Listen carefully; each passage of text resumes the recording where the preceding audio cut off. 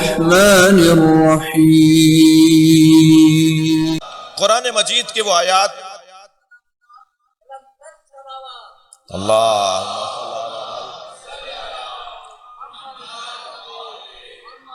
قرآن مجید میں اور سرکار دو جہاں کے فرامین میں اور مولا کائنات کے اقوال میں ائمہ اہل بیت کی رہنمائی جو ہمیں روزانہ کی ضرورت ہے، روزانہ کی ضرورت ہے۔ آج وہ جو خطابات آتے ہیں نا، موٹیویشنل اور حوصلہ افزائی کرنے والی تقریریں جو آج سوشل میڈیا پہ بہت آ رہی ہیں، تو اس کے اندر انگریز رہنماؤں کے اقوال سنائے جا رہے ہوتے ہیں۔ اچھی باتیں تو جہاں سے ملے لے لینی چاہیے، مگر کیا آپ کے پاس اچھی باتیں ختم ہو گئیں جو آپ کسی اور دروازے پہ جا رہے ہیں؟ تو آپ کے پاس جو اچھی باتیں ہیں انہیں بھی تلاش کرنے کی ضرورت ہے۔ صلوات پڑھ لیں ذرا محمد و آل محمد۔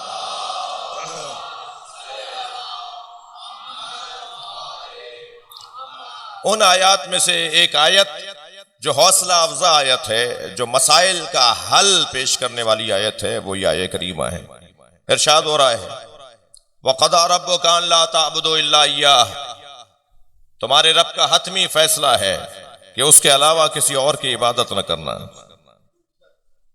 لفظ قضا، ہم قاضی کو بھی قاضی اس لیے کہتے ہیں کہ وہ فیصلہ سناتا ہے، ہم موت کو بھی قضا اس لیے کہتے ہیں کہ وہ زندگی کا فیصلہ ہوتا ہے۔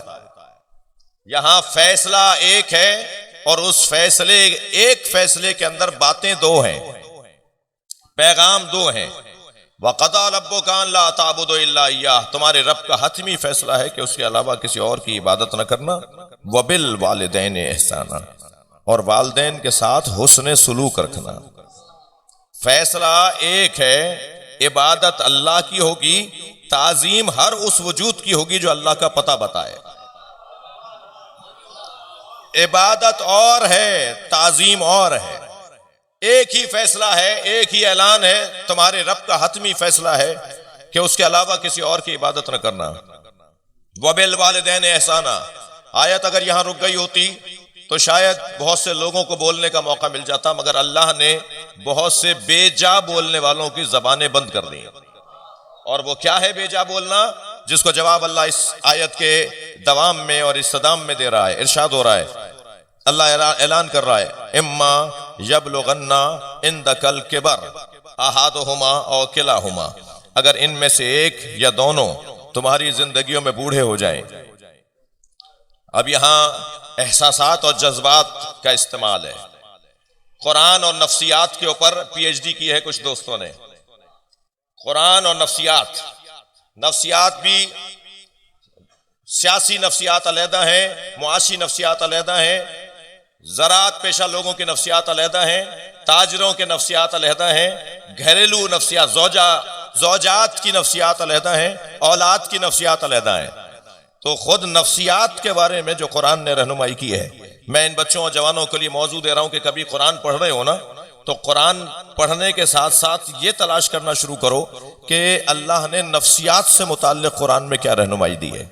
اور سارا مسئلہ ہی میرے بچوں اور جوانوں، میں بزرگوں سے دعا چاہتا ہوں، آپ کے لیے کچھ کہہ رہا ہوں، جوانوں کے لیے، سارا مسئلہ ہی نفسیات کا ہے۔ احساسات اور جذبات کو سمجھ لینے والا ہی حکیم امت ہوا کرتا ہے۔ وہ چاہے تو معاشرے کی اصلاح کر لے جو احساسات اور جذبات کو جانتا ہو۔ اگر احساس ہی ہمیں نہیں ہوگا، پتہ ہی نہیں ہوگا کہ فلاں کیسے سوچتا ہے، کیسے، کون کیا سوچتا ہے، اس وقت تک کوئی کسی کی رہنمائی نہیں کر سکتا۔ اور اس حوالے سے جتنی رہنمائی مولا علی نے کی ہے، علی کے علاوہ کسی کو سجتی نہیں ہے۔ مالک، میں تمہیں جہاں گورنر بنا کے بھیج رہا ہوں، رحمانی صاحب، میں تمہیں جہاں گورنر بنا کر بھیج رہا ہوں، وہاں تمہارے دو بھائی رہتے ہیں، اما اخ لک فی الدین، یا تمہارے دین میں تمہارے بھائی ہیں۔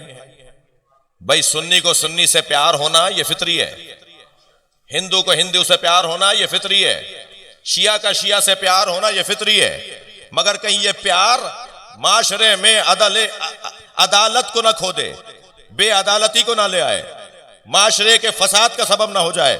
اب علی حل دے رہے ہیں، تمہارے دو طرح کے بھائی وہاں رہتے ہیں، ایک جو تمہارا دین میں بھائی ہے، ایک وہ جو انسان ہونے میں بھائی ہے۔ کیا حل دیا ہے علی نے مسئلوں کا، صلوات پڑھیں ذرا محمد و آل محمد۔ جی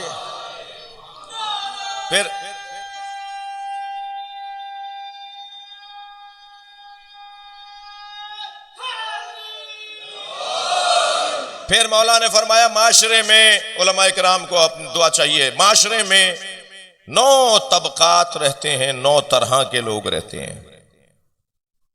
قاضیوں کی کیا نفسیات ہیں، تاجروں کی کیا ہیں، بارڈروں اور سرحدوں کی حفاظت کرنے والوں کی کیا عادات اور کیا سوچ ہوتی ہے، عمال اداروں کے سربراہوں کی کیا سوچ ہوتی ہے جی میرے مولا نے۔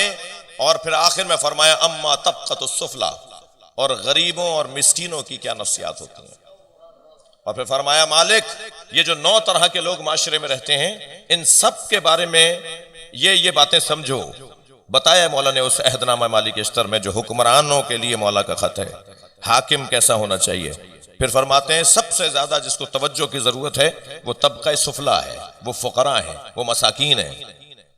اور خبردار سب کے لیے اگر دن میں 1 وقت رکھو تو فقیروں کے لیے 2 وقت رکھنا، ان سے زیادہ ملنا، ان سے زیادہ پیار کا اظہار کرنا۔ وہ تمہاری طاقت بنیں گے، وہ تمہاری زور کمر بنیں گے، جنہیں فقیر کہا جاتا ہے، جن سے تمہیں کچھ ملنا نہیں ہے مگر یعنی معاشرہ یہ سمجھتا ہے جن سے تمہیں کچھ ملنا نہیں ہے۔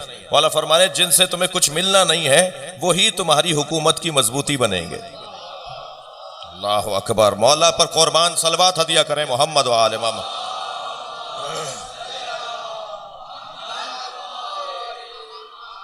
اور بات آ گئی ہے تو مولانا ایک حدیث ہدیہ کر رہا ہوں۔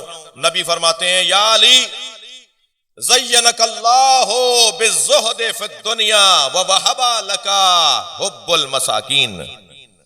اللہ نے تمہیں، نبی فرما رہے ہیں یا علی، اللہ نے تمہیں دنیا میں 2 چیزوں کے ساتھ سجا کر بھیجا ہے۔ اللہ نے اپنے خود سے تمہیں سنوارا ہے، اللہ نے تمہیں سجایا ہے، 2 چیزوں سے تمہیں سجایا ہے۔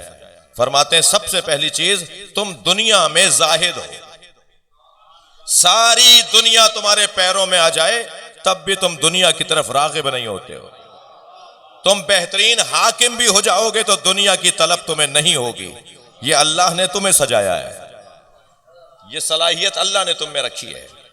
یا علی زینک اللہ بالزہد فی الدنیا، تمہیں دنیا میں زاہد بنا کر بھیجا ہے۔ وَوَهَبَ لَكَ حُبُّ الْمَسَاكِينَ، اور دوسری چیز جس سے تمہیں سجا کر بھیجا ہے تمہیں مسکینوں سے پیار کرنے والا بنا کر بھیجا ہے۔ مالک اشتر فرماتے ہیں کہ علی فقیروں سے اتنا پیار کرتے تھے، علی کا فقیروں سے اتنا پیار ہے کہ کبھی کبھی میرا دل بھی کرتا ہے کاش میں بھی فقیر ہوتا، کہ علی جیسا ان سے پیار کرتے ہیں ایسا مجھ سے بھی تو ہو جاتا۔